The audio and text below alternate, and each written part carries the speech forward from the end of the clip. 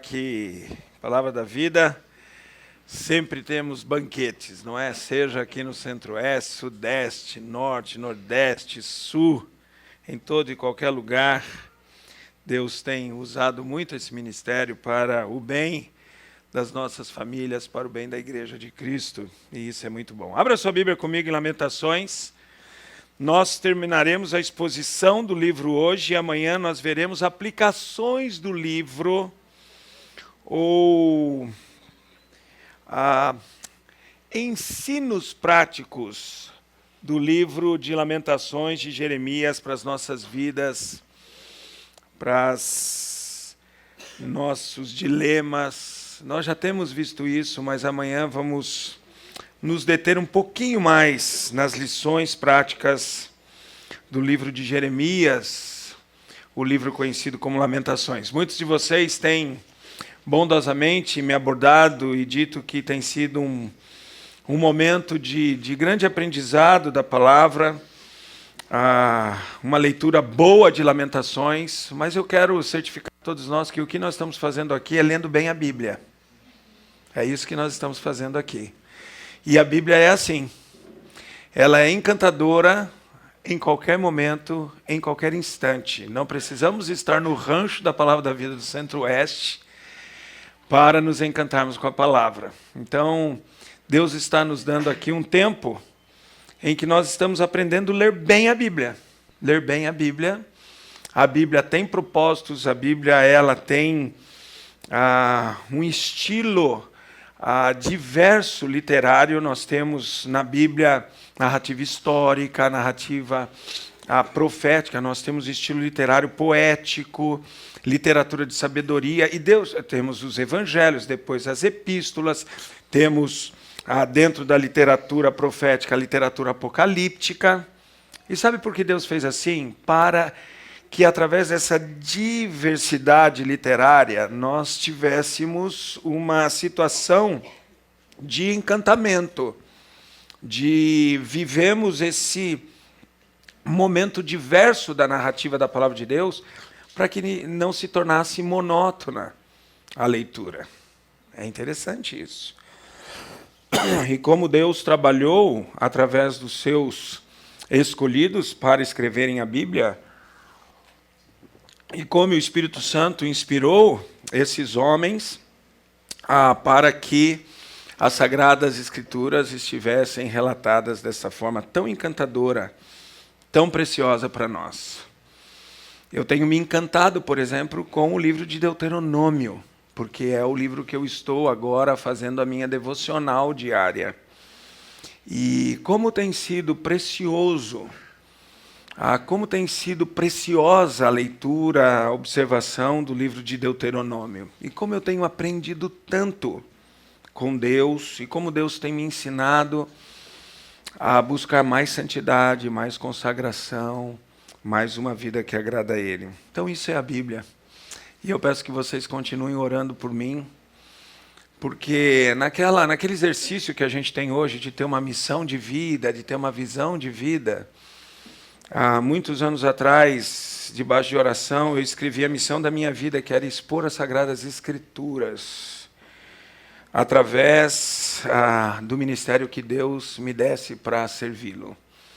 E eu peço que vocês orem sempre por mim, para que Deus sempre dê muito temor e muito tremor na hora que eu estiver expondo a Sagrada Escritura, seja pregando, seja aconselhando, seja visitando, seja numa sala de EBD, seja numa conversa, porque eu estarei orando sempre por vocês, para que vocês continuem se encantando com a palavra de Deus. Lamentações 5, ele sai um pouquinho do estilo que vem sendo observado, que vem sido trabalhado por Jeremias em Lamentações. E o capítulo 5, embora ele tenha 22 versículos, esses versículos não foram aleatoriamente determinados.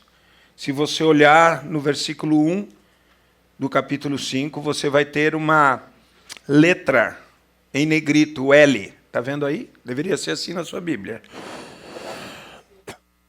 tá? Isso aqui é a indicação do início de uma perícope, de um parágrafo bíblico.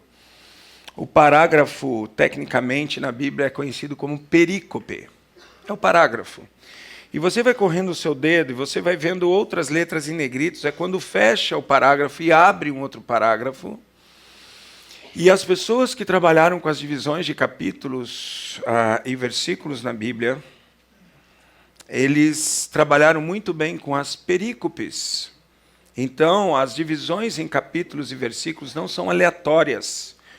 Embora eu tenha explicado que a divisão dos livros de Reis foram, mas também com propósito de Deus, mas não se perdeu, não se desrespeitou as perícopes daquela situação. Obrigado, Julio.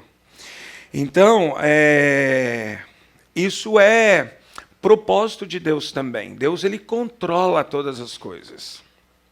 Então, o capítulo 5, ele sai um pouquinho da estrutura do livro, lembra? O livro é um acróstico, primeiro, segundo capítulo com 22 versículos, terceiro capítulo porque é um capítulo em que há uma revelação da lamentação, mas também há uma revelação da esperança.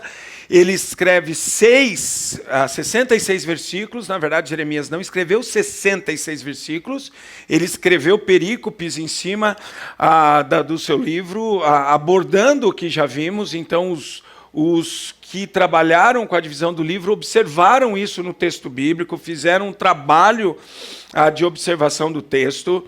Depois o capítulo 4 volta de novo, não é com 22 versículos, com acróstico, o primeiro versículo começando com a primeira letra do alfabeto, segundo versículo com a segunda letra, o terceiro até o versículo 22. Por quê? Porque o alfabeto hebraico tem 22 letras, mas no capítulo 5, embora tenha 22 versículos, ele mistura todas as letras.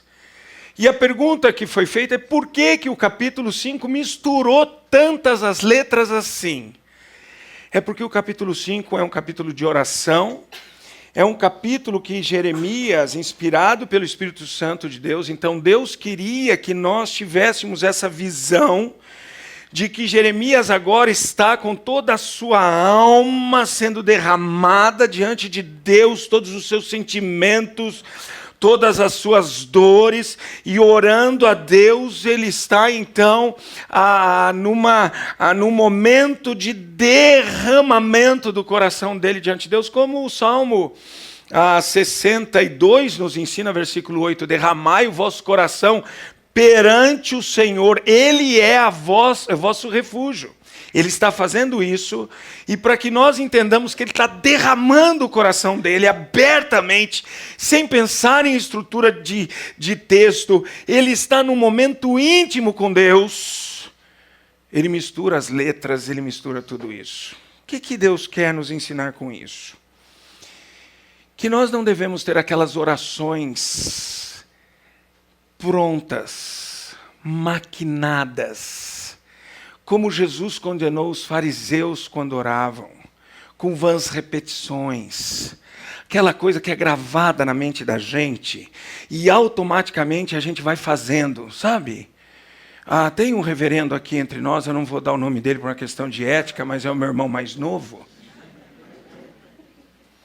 que ele aprendeu na infância a fazer a seguinte oração: Senhor nosso Deus, nosso Pai, nós te agradecemos por esse alimento, te agradecemos por esse dia, e te agradeço pelo meu pai, pela minha mãe e pelo meu irmão. Em nome de Jesus, amém. Essa oração era tão feita por esse reverendo, cadê ele? Está ali. Lembra dessa oração, reverendo? Que eu a decorei. Eu a ouvi há uns 45 anos, 46 anos atrás. E eu me lembro que o Douglas... falei o nome do reverendo. Na hora da alimentação, ele orava: Senhor, nós queremos te agradecer por esse alimento, quero te agradecer pelo meu pai, pela minha mãe, pelo meu irmão, em nome de Jesus, amém. Algumas vezes meu pai falava, ou minha mãe: Douglas, ora agora para a gente dormir. Ele fazia assim: Senhor, nosso Deus, nosso Pai, nós agradecemos por esse alimento, pela minha mãe, pelo meu pai, em nome de Jesus, amém. Porque nós éramos crianças. Nós aprendíamos com a repetição. Mas isso não pode continuar. O Douglas não ora mais assim para dormir. Pelo menos eu acho que não, né, Luciana? Ele não ora mais assim, porque ele foi crescendo espiritualmente, crescendo no conhecimento do Senhor e foi aprendendo a conversar com Deus. Quando eu converso com você, você conversa comigo, nós não nos preocupamos em fazer acrósticos. Mas quando eu prego para você, eu me preocupo em trabalhar com todos os termos técnicos, os termos hermenêuticos, com todos os termos homiléticos, tudo. Mas quando eu converso com você, precisa ser de forma natural, íntima. É isso que o capítulo 5 está passando para nós. Jeremias está dizendo, quando vocês orarem ao Senhor, sejam íntimos do Senhor.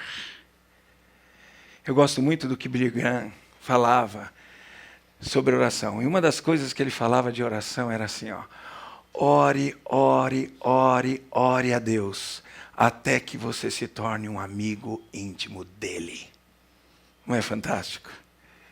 Será que eu e você tenho orado tanto assim para me tornar amigo íntimo de Deus? Com amigos íntimos, a gente não fala em acróstico. Com amigos íntimos, nós jogamos o nosso coração. Muitas vezes regados com lágrimas, regados com a dor da alma, regados com a esperança em Deus. É isso que o capítulo 5 de Lamentações de Jeremias quer passar para nós. Então, olhe lá comigo. Lembra-te, Senhor, do que nos tem sucedido. Considera e olha para o nosso opróbrio. A nossa herança passou a estranhos e as nossas casas a estrangeiros. Somos órfãos, já não temos pai. Nossas mães são como viúvas. A nossa água por dinheiro a bebemos, por preço vem a nossa lenha. Os nossos perseguidores estão sobre o nosso pescoço, estamos exaustos e não temos descanso. Ele está orando ao Senhor e colocando toda a sua alma, todo o seu coração de forma íntima a Deus. Vamos fazer isso mais uma vez? Querido Pai Celestial, que sabedoria tem a Tua palavra. Que encanto encontrarmos agora o capítulo 5 do Teu livro, da Tua palavra, Lamentações, escritas pelo Teu servo Jeremias, inspirado pelo Teu Espírito Santo. E podemos contemplar qual é o propósito, qual é o convite, qual é o ensino que o Senhor está nos dando aqui. Nessa falta do acróstico, entendemos, pela própria construção do que o Senhor fez através de Jeremias, que o Senhor quer nos ensinar a intimidade que Tu queres ter conosco, com um coração totalmente aberto, sem estruturas pré-determinadas, sem, ó Deus, preocupações, mas totalmente aberto e íntimo contigo. Obrigado, Senhor, porque através até do estilo literário da Tua palavra, nós aprendemos contigo e somos edificados, como ela é inspirada. E eu Te agradeço mais uma vez por podermos estudá-la.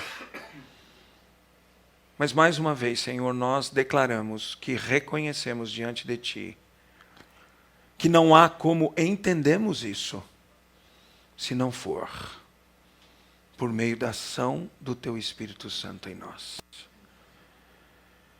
Obrigado porque o Senhor nos dotou, através da Tua graça, da presença do Teu Espírito em nossas vidas. É verdade, Senhor, que muitas vezes nos esquecemos disso. E ações, pensamentos, palavras, relacionamentos que entristecem, apagam a boa ação e a atuação do Teu Espírito em nós, atrapalham muito a nossa vida. E eu peço perdão por isso agora, por mim e por todos nós. Que mais uma vez a Tua graça seja superabundante. E agora o teu Espírito tenha total liberdade em nossa mente e coração. Queremos render a nossa mente e o nosso coração a Ti. E pedir que mais uma vez, o teu Espírito que habita em nós, nos dirija na boa compreensão e na boa aplicação da Tua palavra. E para isso acontecer, Senhor, eu tenho consciência de que eu tenho que ser apenas um instrumento nas Tuas mãos. Porque o Senhor é que tem que ser glorificado aqui. O Senhor é que tem que ser exaltado aqui. Então não permita, Senhor, que nada que eu fizer ou falar atrapalhe a boa compreensão minha e dos meus irmãos aqui que estão nos acompanhando pela internet da Tua palavra. Rogamos por isso, Pai, humildemente, mas cheio de gratidão no nosso coração por tão grande privilégio, em nome de Jesus. Amém, Senhor. Espero que você tenha mais ou menos já memorizado o que é o tema aqui de Jeremias. Nas minhas palavras, mas você pode encontrar isso em outros livros, com outras palavras, mas a ideia é essa, é uma expressiva esperança em Deus em meio às depressivas aflições da vida. O livro de Lamentações é isso. Jeremias está nos motivando a esperarmos no Senhor quando nós estamos metidos, como diz lá na minha terra em Sorocaba, nas furdúncias da vida, nos problemas da vida, nas dificuldades da vida. Olha, depois de amanhã acaba esse céuzinho nosso aqui, porque aqui é um céu. A gente convive com os remidos do Senhor, olha só. Águas quentes, parece até as águas cristalinas do trono lá de Apocalipse. Tem comida à vontade, igual vai ser no céu. Ah, a gente vai comer no céu? Ontem ninguém perguntou isso, não é? Você acha que não vai ter uma picanha no céu? Ah, peraí, lá é o céu.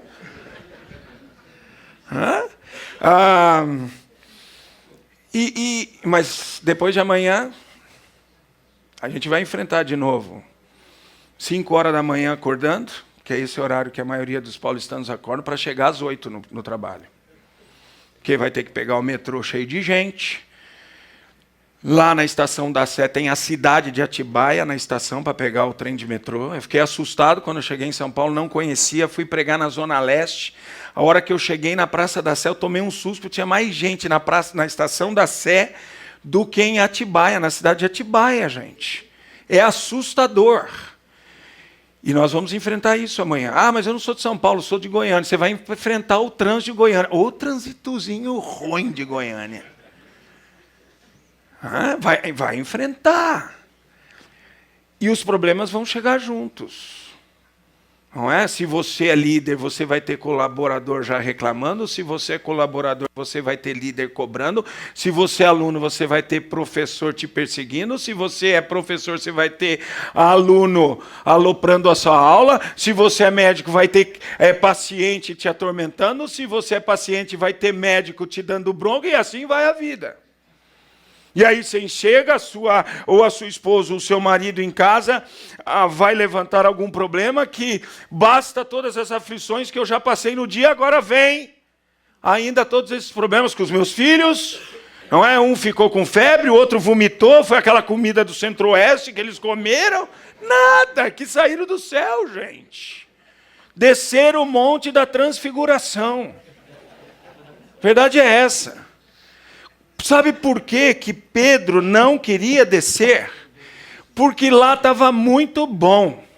Por isso ele fala, vamos montar a barraca aqui. E vamos ficar. E Jesus diz, não é esse o propósito. Eles acabam de descer do Monte Tabor. Eles pisam ali nas planícies da Judéia. Já vem gente endemoniada para cima deles. É o chefe, segunda-feira.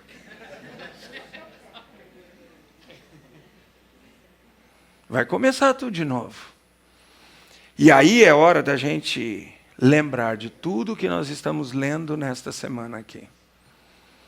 E aí é hora de eu diariamente me ajoelhar diante de Deus e fazer essa oração que Jeremias faz no capítulo 5. Vamos dar uma olhada aí nas depressivas aflições da oração dele. A primeira é uma depressiva aflição existencial. Você vai ter crise existencial segunda-feira. Acabou. Dá um negócio na gente quando a gente chega em casa daqui, não é? Começa pela mesa do café. Você olha e a sua esposa decidiu que vocês vão perder barriga. Sabe o que ela oferece para você? Uma tapioca frita sem nada. E ela diz, é assim que a gente perde. Eu vou passar uma manteiguinha. Uma colher de chá só, Darcy. Gente, você passa a manteiga assim, né? Ela some. E aí você come a tapioca só com a manteiguinha. Aí você vai pôr açúcar no café com leite. Ela, para, sem açúcar. Vamos perder barriga. No máximo 2 gotinhas de adoçante. Você já entrou em crise, porque aqui tem aqueles bolinhos, não é? Que vão enrolando assim, no meio deles, leite condensado.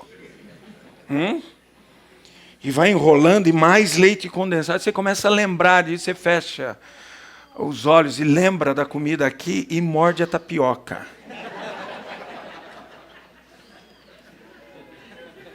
E aprende o que é, quero trazer à memória aquilo que me dá esperança.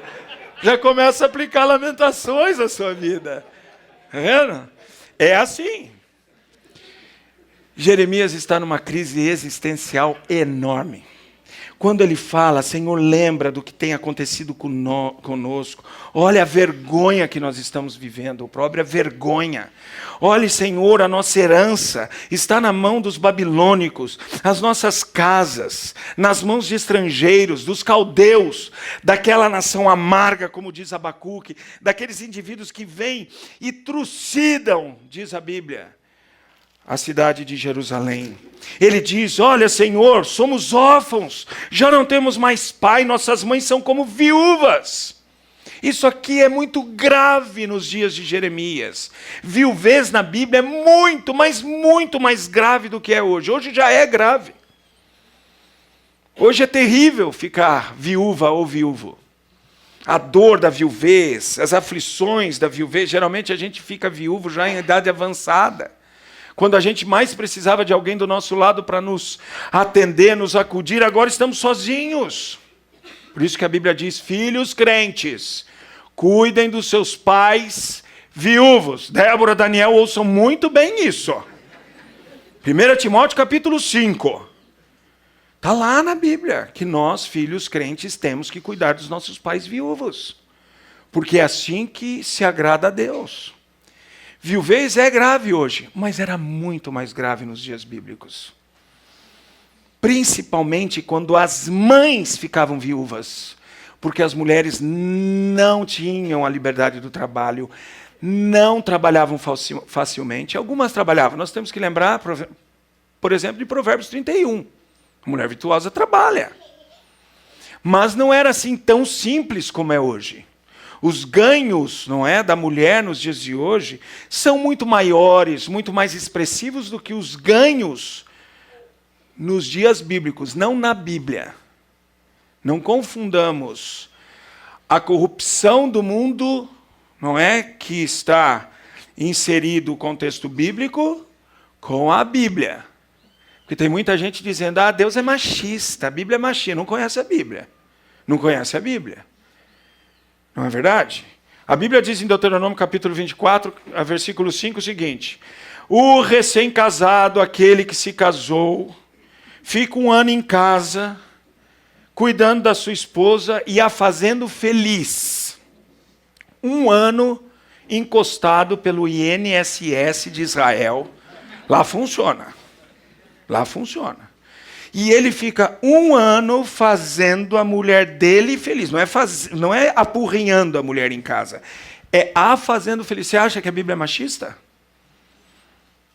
Você acha que um machista ia pensar assim? Em Efésios capítulo 5, a Bíblia diz, maridos, amai vossas esposas como Cristo amou a igreja. Você acha que a Bíblia é machista? Um machista pensa assim? A Bíblia diz em 1 Pedro capítulo 3, versículo 7, maridos, vivei a vida comum do lar. A vida comum do lar é junto em casa. Junto em casa é limpando o banheiro, fazendo a cama, lavando a louça, arrumando a maçaneta do quarto que quebrou, a torneira do banheiro que não funciona mais, a máquina de lavar que não foi instalada. Ai, ai, ai, agora lembrei de mim. Percebe? Ela é machista. O mundo era. E o mundo, por ser machista, fazia com que a viuvez de mulheres eram um terror, era um problema enorme. Por isso Jeremias fala, nossas mães são como viúvas. Aí ele diz, olha, é tão terrível a nossa vida aqui, que nem água temos mais para beber. Os nossos perseguidores estão sobre o nosso pescoço, estamos exaustos e não temos descanso. Isso é crise de existência. Ele se lembra de Jerusalém gloriosa, Yerushalayim, a herança do Senhor. E ele lembra do que era Jerusalém, e agora ele está vivendo isso, ele está sentado nas ruas de Jerusalém, olhando e experimentando tudo isso. E no versículo 10 diz assim, forçaram as mulheres em Sião, as virgens na cidade de Judá. Isso é violência moral sexual contra as mulheres. Veja bem, as virgens nas cidades de Judá. Ele olha para moças na sua adolescência, na sua pré-juventude, violentadas por caldeus, soldados grotescos, grossos. Horrível, troglodita. Essa é uma palavrinha que me persegue às vezes. Percebe? Isso é a depressiva aflição existencial. Quanta violência nós vamos enfrentar indo embora daqui amanhã?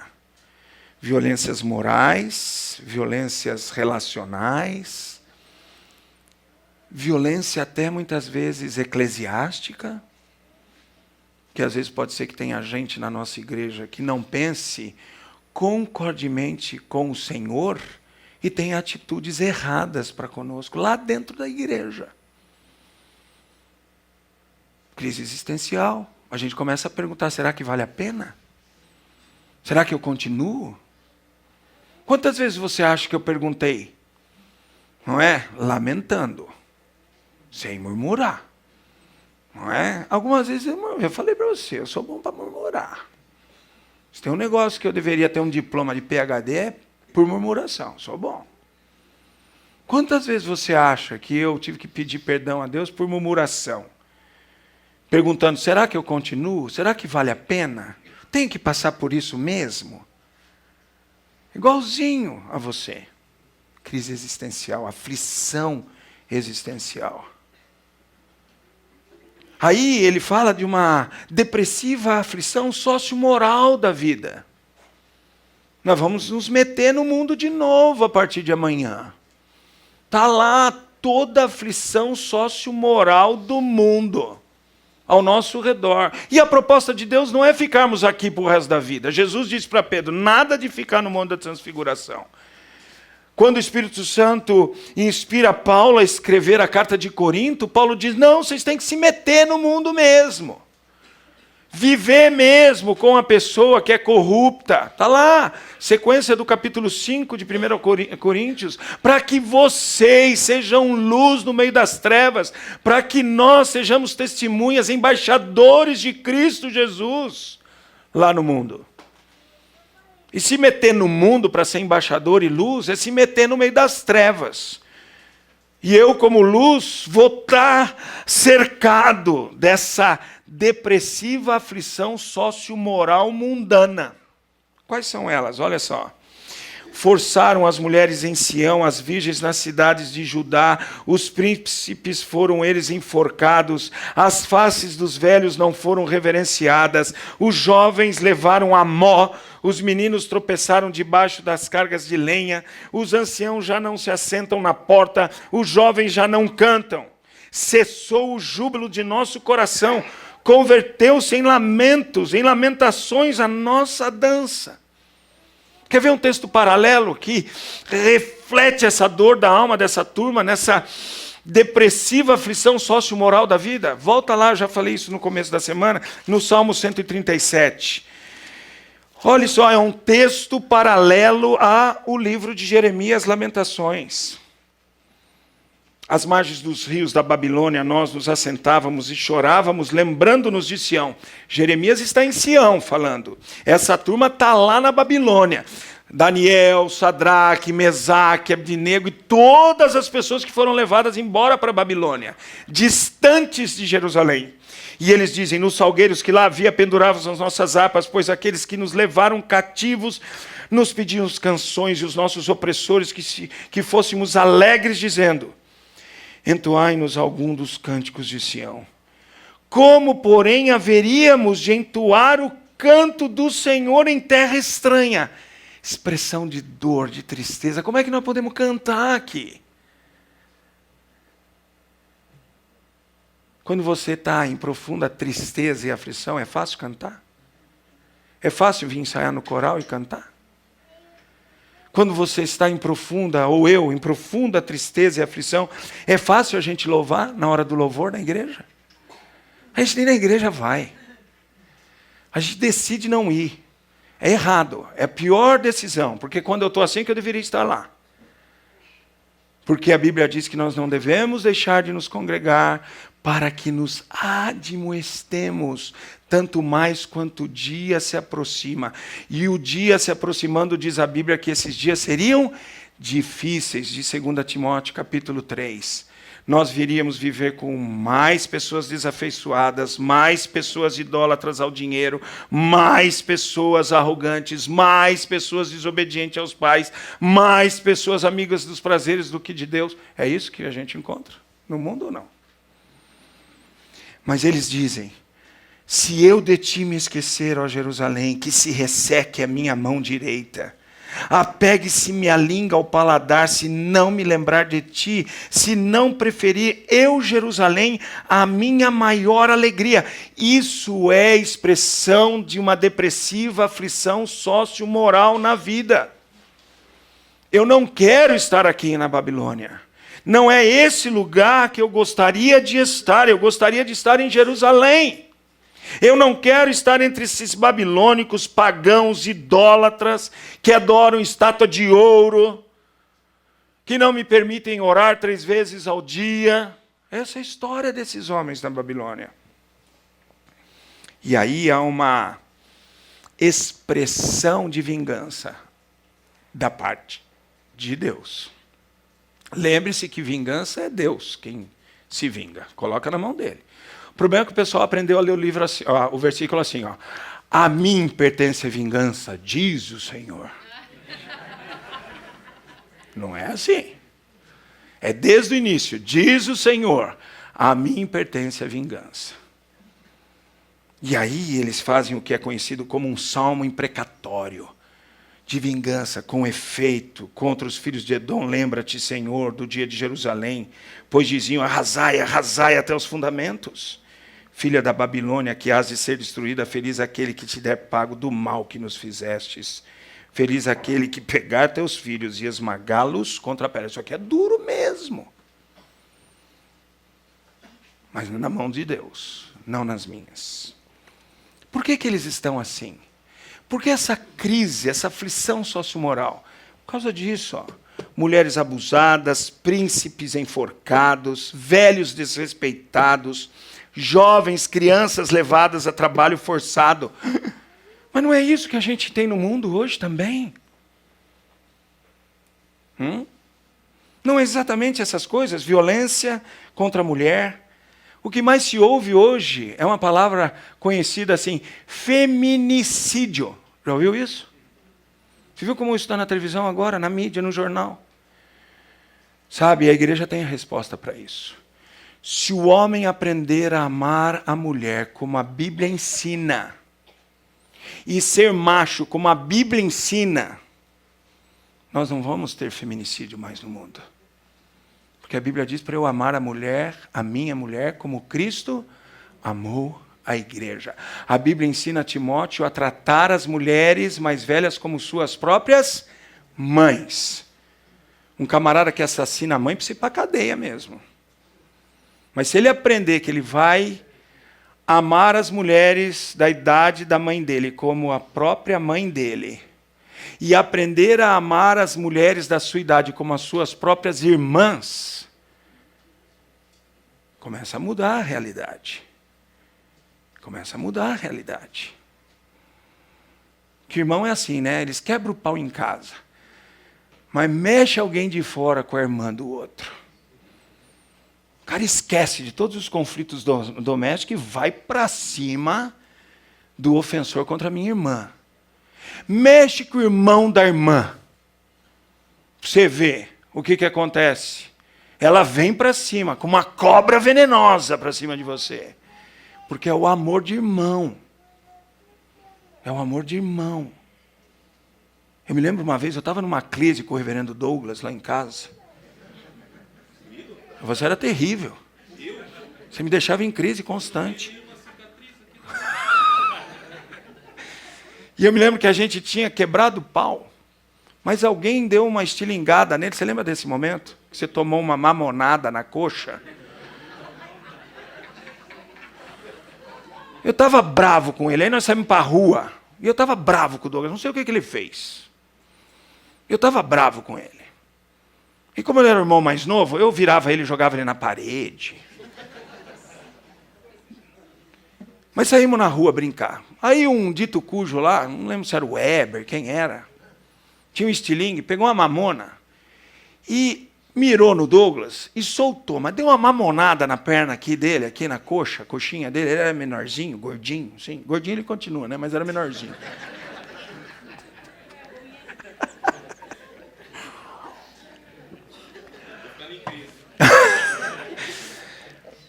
Imediatamente eu tomei a dor do meu irmão. Eu esqueci o conflito que eu tinha segundos atrás com ele. Eu esqueci o que ele havia me feito.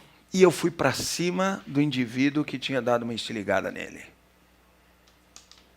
Sabe o que é isso? É amor de irmão. Por isso que a Bíblia diz: olha para as mulheres da sua idade, homens, e as ame como suas próprias irmãs. Não tem feminicídio. Não tem violência contra a mulher. Só aplicar a Bíblia. Mas aqui tem. Aqui tem porque eles não conhecem a Bíblia. Deus não conhecem a palavra de Deus. Eles não obedecem ao Deus vivo e verdadeiro. Por isso eles se violentam as mulheres, eles matam os príncipes, eles põem as crianças. Essa palavra jovem e meninos, no capítulo 5, versículo 13, é de mais ou menos 22 anos, 25 anos para trás. Então, toda a juventude, a adolescência, a pré-adolescência, conhecida de nós hoje, e jovens, na sua primeira juventude. Essa palavra mó é a palavra, o verbo para moer, trilhar. Os jovens levaram a mó. Foram levados a trabalhos forçados pelos babilônios. Os meninos tropeçaram debaixo das cargas de lenha. Estão tropeçando nas lenhas que eles eram obrigados a carregar. Os anciãos já não se assentam na porta. Não há liberdade para isso, porque se eles se assentam na porta, eles não são reverenciados, eles não são respeitados, são agredidos, como diz o versículo 12. E os jovens já não cantam mais. Lembrando de 137 Salmo. Cessou o júbilo do nosso coração. Converteu-se em lamentações a nossa herança. Depressiva aflição sociomoral na sociedade. A gente vai viver isso. Segunda-feira a gente vai passar por isso. Alguma violência verbal que vão dizer para nós. Alguns de nós seremos agredidos como os príncipes foram.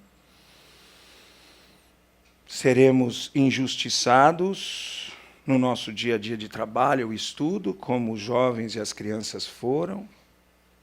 Se você é um velho lá em São Paulo, vai entrar no metrô, não vão dar o lugar para você sentar. Você vai ter que fazer a viagem em pé e não estão nem aí com você. Seu joelho queima de doer. Suas pernas se encurvam de fraqueza e eles não estão nem aí, eles fazem que estão dormindo. Porque vocês não são respeitados na sua ancianidade. Baltazar, você está iludido com o cartãozinho. Tem uma péssima notícia para você, Balta. Porque é a depressiva aflição sociomoral da vida. E agora, Senhor, o que a gente faz? Com quem que a gente conta? Porque eu, como pastor, não posso ir lá no metrô e falar, gente, levanta, dá lugar para o velho aí. Se eu estou lá e vejo, eu falo. Alguns ouvem. Outros simplesmente desconsideram a palavra do pastor. Percebe? E nós vamos viver isso. E agora, com quem eu conto?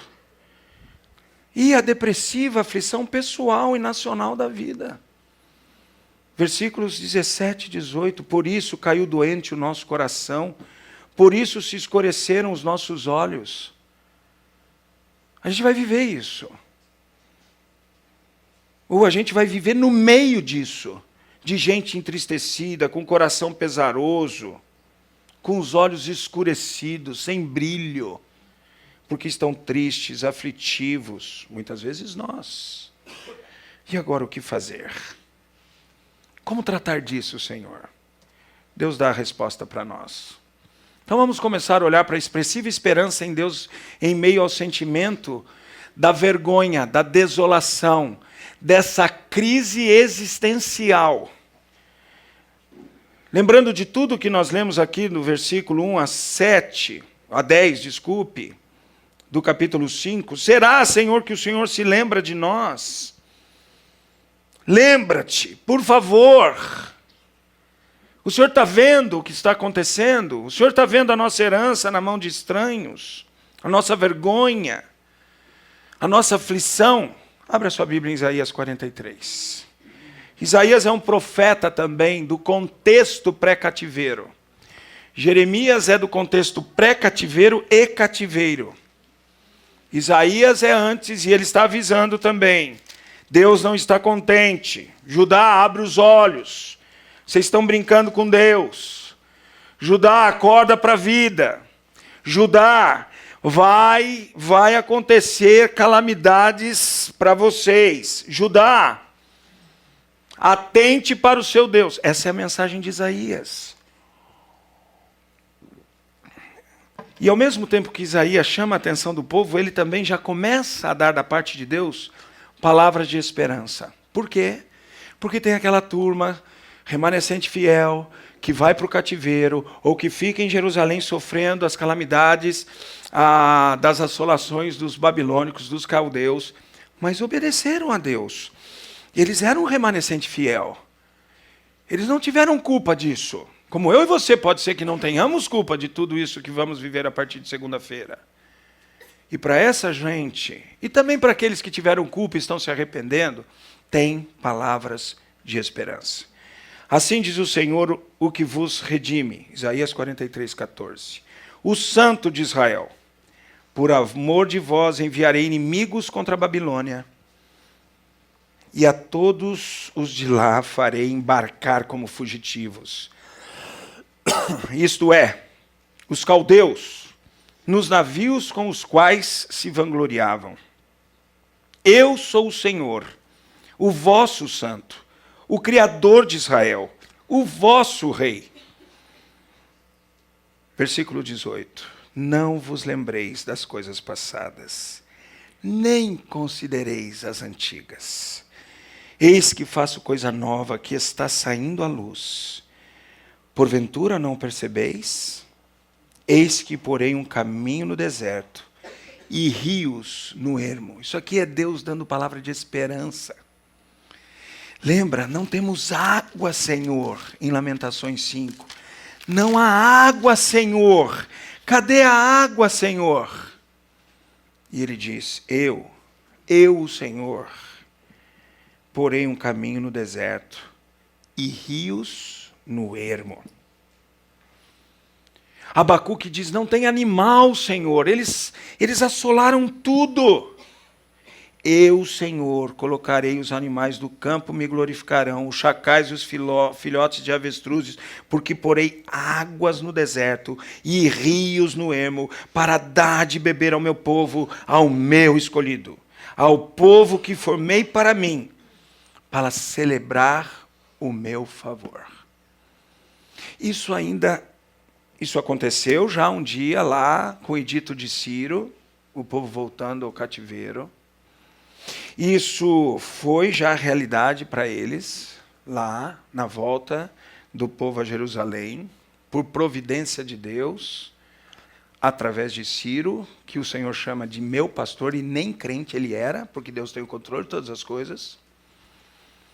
Isso vai acontecer de uma forma muito mais expressiva e completa com Jesus reinando do Monte Sião, no milênio. Agora, isso acontece hoje para que nós entendamos que Deus é capaz de fazer isso. Sabe por que a filha de Jairo ressuscitou? Sabe por que Lázaro ressuscitou? Para mostrar que Deus é capaz de ressuscitar. E aí Jesus ressuscita. E nós, se morremos até a vinda do Senhor, ressuscitaremos. Qual é a prova que Deus é capaz de fazer isso? Ele já fez. Ele já fez. Qual é a prova que Deus é capaz de fazer o que ele está falando em Isaías 43? Ele já fez. E isso a gente vê a olho nu hoje. Quando a gente vai para Israel e anda pelo estado da Judéia. O estado da Judéia é um estado muito seco. Deserto para tudo quanto é lado. Galileia é um lugar muito próximo aqui onde nós estamos. Muito verde, muita água, muita fruta, muita abundância. Vai descendo Israel, você vai chegando, e é tudo pertinho ali. Você cruza Israel em 40 minutos. A gente estava no sul, fomos visitar um sítio arqueológico, a cidade de Dan, onde tem o templo lá do bezerro de ouro de Jeroboão I, onde Israel cometeu idolatria. A gente vai lá para o norte. Aí você entra dentro lá do altar. Eu estava ensinando lá, tinha um senhor da igreja que ficou lá igual o bezerro de ouro dentro do altar, lá ouvindo a gente falar, né? Você põe as pedras da cidade de Dan, vê lá todo lugar onde o rei sentava e julgava, o altar a Deus idólatra. E aí você desce, em 40 minutos você está no sul. Você sai de uma região com muita água, fértil. Aí você entende por que Jeroboão teve facilidade de levar o povo para a idolatria. Gente, olha lá as tribos do sul que honram a Deus. Olha o deserto que eles são. Olha a artimanha satânica. Olha o deserto que é a Judéia. E você vê isso a olho nu. Deserto. Dunas e mais dunas. Mar Morto. Horrível. Alguém falou para mim, é salgada a água, não põe na boca. A líder falou, pastor, avisa o pessoal para ninguém beber essa água. Bebeu, vai para o hospital. Mas eu sou curioso. Falou isso para mim, eu sou um menino teimoso, obstinado. Estou lá nas piscinas, não é, do hotel do Mar Morto. As piscinas são regadas à água do Mar Morto. Você entra na piscina e boia, lê jornal, tira foto, não é? E aí eu estava lá conversando com o pessoal, eu e Denise, aí eu dei uma disfarçada assim, só lambia, né? Gente do céu, eu tive que cuspir umas 50 vezes. É impressionante, impressionante. Eu fico imaginando tomar uma golada daquilo, vai para o hospital mesmo. Porque uma lambidinha que eu dei, para sentir o gosto, eu tinha que sentir para falar para vocês. Eu tive que cuspir de óleo umas 50 vezes. Não saía o sal da boca. Fui embora lá para cima, para o quarto, tive que tomar um monte de Coca-Cola zero, porque não saiu o gosto do sal da boca. Isso é Judá. Aí Jeroboão fala, tá vendo? Olha o povo lá.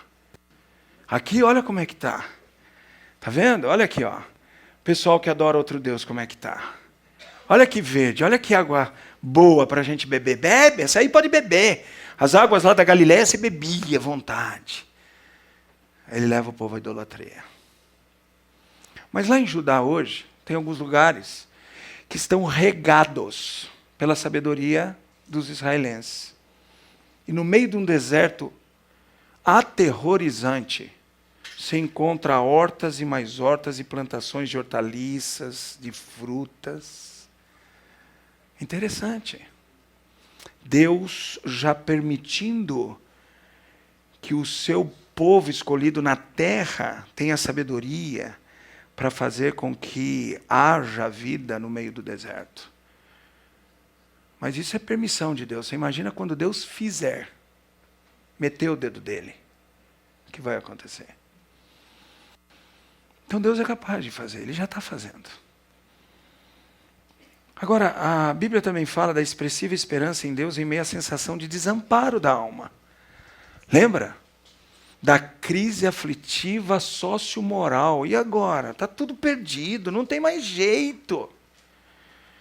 Senhor, o senhor lembra da gente? Volta lá para Lamentações 5:20. Olha o que ele diz em Lamentações 5:20. Ele diz assim: por que te esquecerias de nós para sempre? Por que nos desampararias por tanto tempo? Senhor. Ele está falando tanto tempo que Deus falou 70 anos de cativeiro. Gente, 70 anos é mais do que o Baltazar fez de vida já. Está quase lá. Mas já é mais. Quantos de vocês têm 70 anos aqui? Levanta a mão. Olha lá, 70 anos. Uma vida. Não, até 70. Se já tem mais de 70, já está fazendo hora extra. 70 anos é muita vida. É muita vida. Imagine você ficar 70 anos nessa aflição. Aflição moral, aflição existencial, aflição. 70 anos. É muito tempo. E ele diz, Senhor, o Senhor se esqueceu da gente? Por que nos desampara por tanto tempo assim? E Deus diz, eu não me esqueci de vocês. Eu não posso me esquecer de vocês. Então vai comigo em Isaías 49. Esse é um texto muito conhecido. Versículo 14 diz assim: mas Sião diz, o Senhor me desamparou. O Senhor se esqueceu de mim. Olha aqui, ele já sabia que eles iam sentir isso, que Jeremias ia relatar isso. Isaías, antes de Jeremias. Acaso pode uma mulher esquecer-se do filho que ainda mama, de sorte que não se compadeça? Aquela palavrinha raham de Deus, né? Ter ternura profunda, abraçar profundamente, sentir profundamente do filho do seu ventre, mas ainda que esta viesse a se esquecer dele, eu, todavia, não me esquecerei de ti. Lembra das mães compassivas que cozinharam seus filhos? Lembra de ontem? Deus está dizendo, eu não faço isso. Eu não vou cozinhar filho meu. Eu vou tirar filho meu do cozimento. Aliás, é o que ele fez com Sadraque, Mesaque e Abednego. Literalmente. Percebe? Deus está dizendo, eu não me esqueço de vocês. Sabe por quê? Porque eis que nas palmas das minhas mãos te gravei. Os teus muros estão continuamente perante mim. Deus está dizendo, eu não me esqueci de Jerusalém. Ela está gravada na palma da minha mão. Eu a todo tempo vejo. Eu a todo tempo me lembro. E mesmo que vocês estejam vendo os muros em queda, os muros de Jerusalém continuam perante mim. Isso é muito expressivo, gente. Muito expressivo. É como Deus estivesse falando assim para mim e para você. Ó. Queimou a nossa casa. Por alguma razão pegou fogo em nossa casa. Queimou-se tudo. E Deus diz, não se preocupe. Eu ainda vejo a sua casa inteira perante mim. Isso não traz consolo? De um Deus que pode todas as coisas? De um Deus que pode simplesmente estalar os dedos e te dar uma casa melhor do que a que você tinha? Crê nisso ou não? Crê nisso ou não? Creio, claro que eu creio. Eu já vi isso acontecer com muita gente. Com muitas pessoas. Já vi isso acontecer de formas expressivas. Nossa missionária lá em Guiné-Bissau ligou para nós e falou, olha, a gente precisa botar aqui umas placas de energia solar, porque acaba a energia toda hora, às vezes a gente está dando aula, tal. Vamos mandar as placas para ela. Mandamos as placas, ela pôs a placa, 3 semanas depois roubaram as placas. E ela disse, ai pastor, roubaram as placas. Olha lá. Roubaram as placas. Pastor, roubaram as placas. Agora vai demorar de novo para chegarem outras placas. O que eu faço, pastor? Falei, Adriana, nós fizemos seguro para essas placas? Não, pastor. Não foi feito. Eu falei, puxa, esquecemos do seguro, achamos que estávamos seguros lá em Guiné-Bissau. Achei que só em São Paulo precisava fazer seguro. Aí eu falei para ela, você fez boletim de ocorrência? Pastor, aqui? Sei não. Falei, tenta, nós vamos orar aqui e você faz aí. E a Adriana foi, conversou e ganhou as placas de volta. Lá, rápido. Deus estava dizendo para a Adriana, ainda que você veja as placas roubadas, não é? Do seu telhado. Eu ainda as vejo aí. Fique em paz que eu vou prover. Fique em paz que eu vou prover. É isso que Deus está dizendo para os habitantes de Judá. Vocês estão vendo os muros caídos, mas ainda os muros de Jerusalém estão perante a minha visão. E os teus filhos virão apressadamente, ao passo que os teus destruidores e os teus assoladores se retiram do teu meio. Imagina uma mãe, ouvindo agora o rolo de Isaías, lido por algum remanescente fiel, até mesmo por Jeremias, que teve o seu filho levado embora lá para as terras da Babilônia. Quem sabe a mãe de Daniel, Sadraque, Mesaque, Abdenego, que estão com os filhos a distâncias, quilômetros e quilômetros de distância.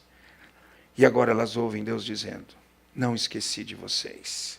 E os teus filhos virão apressadamente, ao passo que os teus destruidores e os teus assoladores se retiram do teu meio. Traz ou não traz consolo? Traz ou não traz esperança? Claro que traz. Claro que traz. Deus está dizendo, eu não me esqueci de vocês. Temos que crer nisso. E a expressiva esperança em Deus, em meio à busca por restauração e renovação. Volta lá para Lamentações 5:21. Converte-nos a ti, Senhor. Isso é oração de Jeremias. Ele está orando e Deus está dizendo, eu respondo a sua oração. E seremos convertidos, renova os nossos dias como dantes. Senhor, renova, Senhor, restaura. Deus responde em Isaías 57:15, quando a palavra de Deus diz o seguinte para mim e para você, porque assim diz o alto, o sublime que habita a eternidade, o qual tem o nome de santo, habito no alto e santo lugar, mas habito também com contrito e abatido de espírito, para vivificar o espírito dos abatidos e vivificar o coração dos contritos. Nós cremos nisso? Que Deus habita comigo e que Ele vai levantar o meu espírito abatido e vai vivificar o meu coração em frangalhos, contrito aqui em frangalhos, em pedacinhos. Senhor, restaura a minha alegria. Restaura a minha esperança. Restaura, Senhor, a força na minha alma. Será que Deus ouve essa oração, pastor? Sabe qual é a maior dúvida de uma pessoa em depressão? É que Deus ouça a oração dele.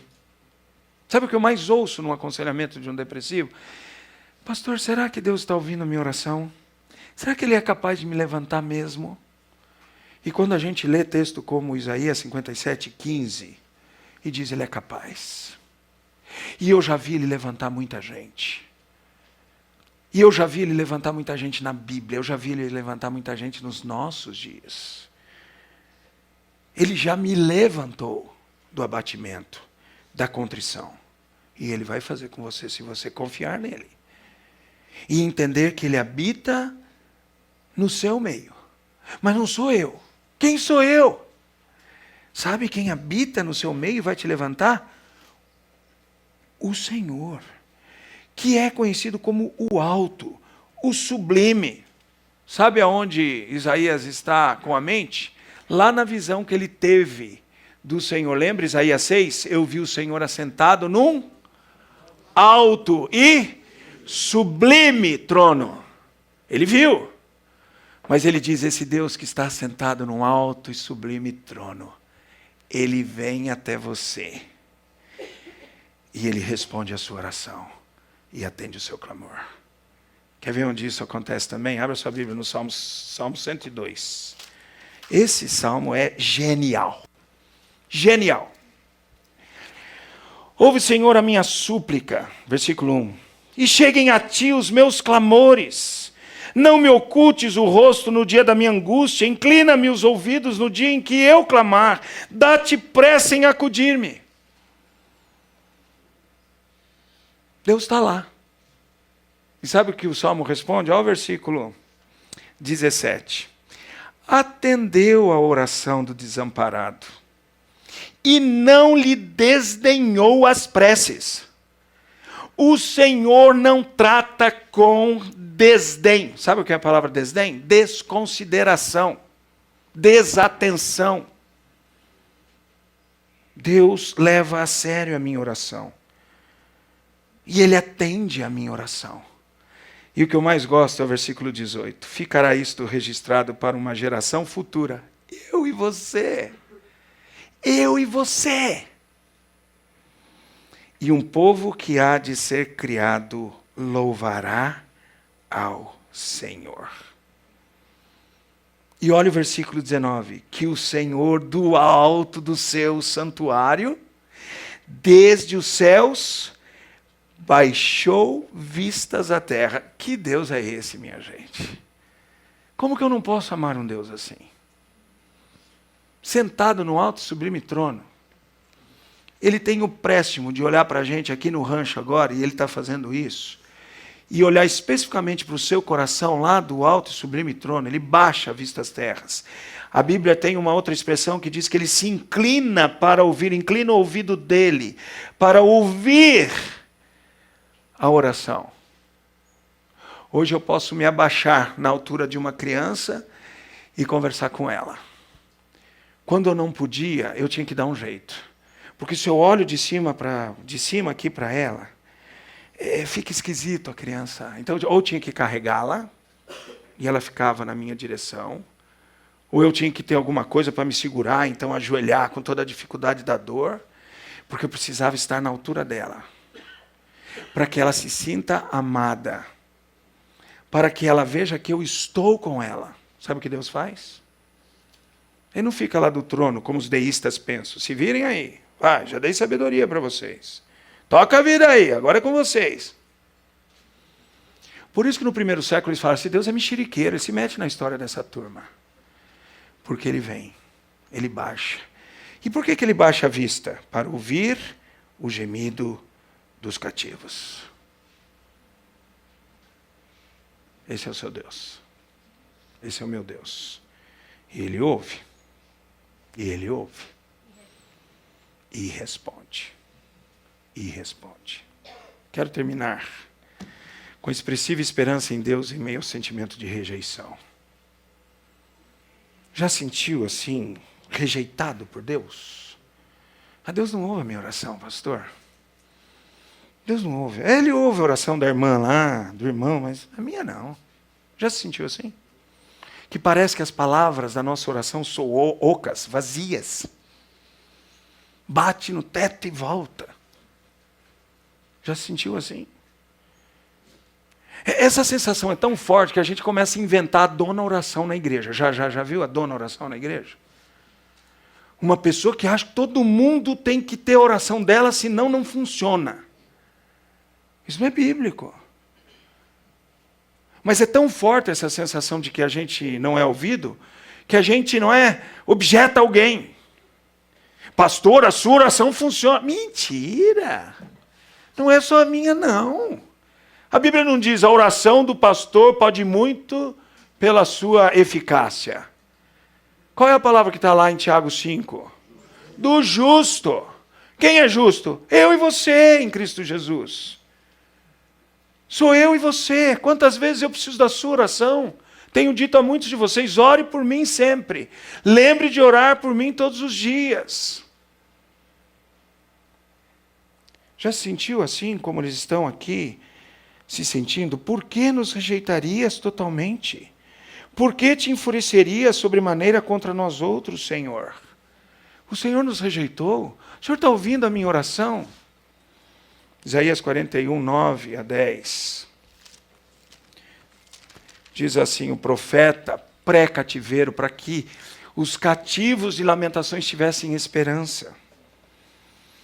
Os aflitos e necessitados buscam águas e não as há, e a sua língua seca de sede.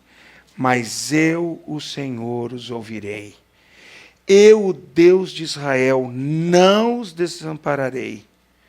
Abrirei nos altos desnudos fontes no meio dos vales, tornarei deserto em açudes de águas e a terra seca em mananciais.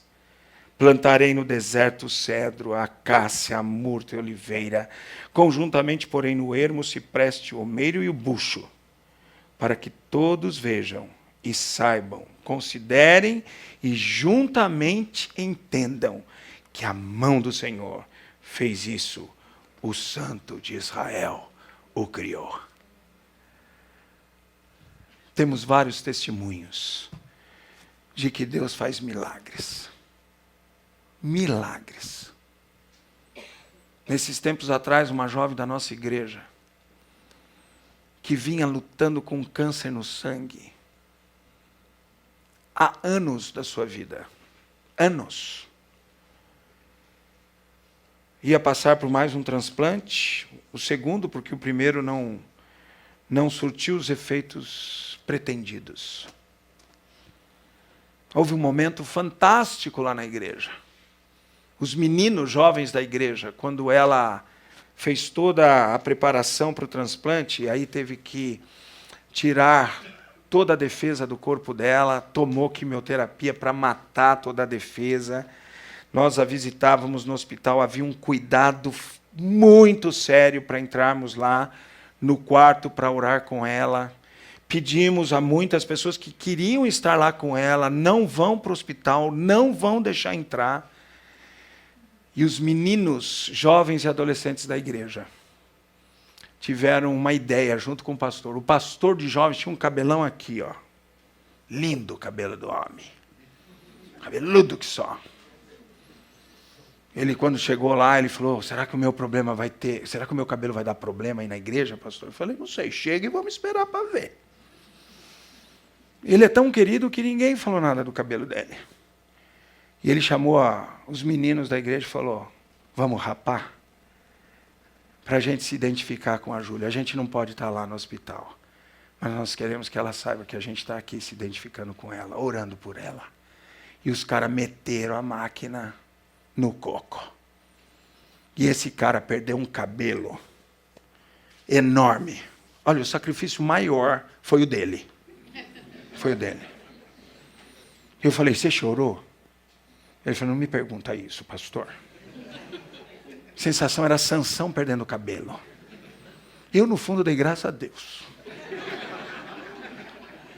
Espero que ele não esteja acompanhando.